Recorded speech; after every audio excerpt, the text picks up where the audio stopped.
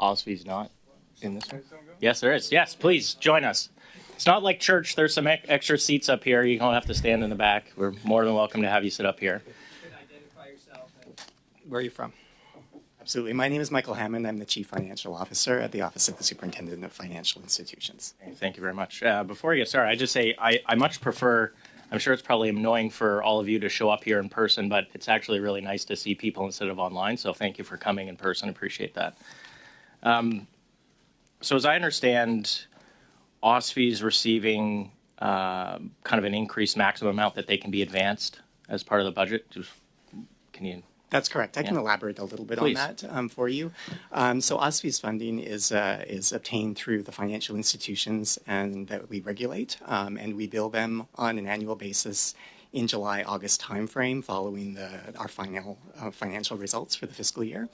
What this provision does is it allows us to have access to the CRF before we have done that invoicing in order to fund our operations in the early part of the year. Once we receive the funding from the financial institutions, that money is then reimbursed into the CRF. So it's kind of like a revolving credit facility, right? Okay. And obviously, the fund requirements or the funding requirements of the organization they're either bumping up to the 40 million or you need to expand it, right? Okay. That's correct.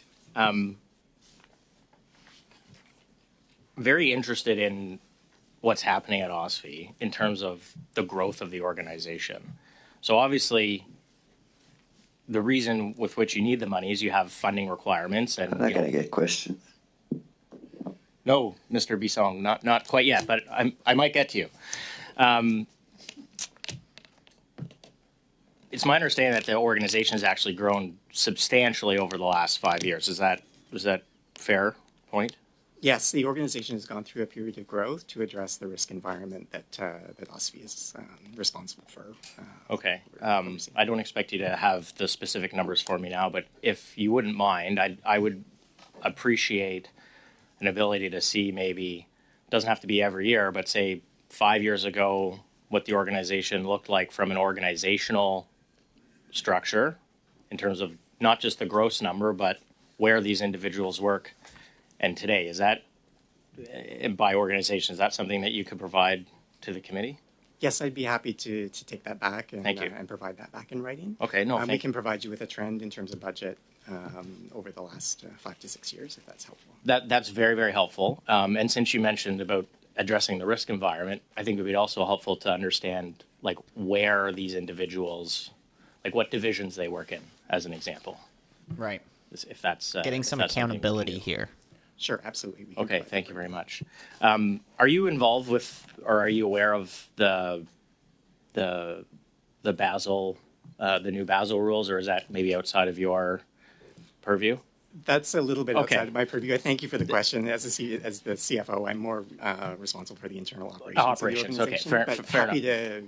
to take questions back and provide a response in writing. Well, look, you could tell some of your colleagues that they should maybe pay attention to what's happening in the United States because the U.S. Fed, who's in charge of the regulatory equivalent body there, is delaying and will make material changes to the implementation of Basel for the sole purpose that they're worried that banks will restrict lending. And we've seen banks very recently actually identify how much lending they believe, how much less lending they will do because Basel is introduced. So don't expect you to engage on that, but if you could bring that back to them, that'd be great because we haven't had anyone from OSFI here other than yourself in the last year. So that would be very helpful.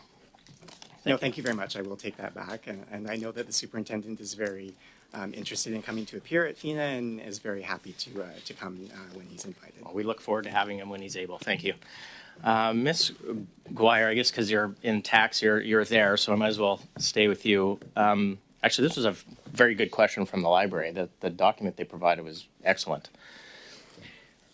How has the government ensured the potentially partisan nature of Canadian journalism, that Canadian journalism organizations does not impact the eligibility of the Canadian journalism tax credit? Like, is there any kind of test that's being considered for that? Oh, Mr. Baylor. Yes, I can take that one. Yeah, the key. Excuse me, I'm just looking for my notes here. The key test, really, and as you may be aware, as part of the eligibility criteria. Here we go. To access the credit, there's an advisory board that looks at the eligibility for the tax measures. So the advisory board's mandate is to provide an independent assessment and make a written recommendation. Okay. I'm going to run out of time, so just very quickly, I apologize. Who appoints the advisory board? So I believe the advisory board. I think they're governing council appointees, right? That is. I'd have to confirm that, but that's. So my understanding is, cabinet will decide who decides whether a journalistic organization is partisan. And cabinet, as I understand, is made up of a bunch of elected people who are partisan. But I think I've exhausted my time, Mr. Chair. Thank you very much. Mr. Hammond, thank you for your answers. Appreciate it. Thanks.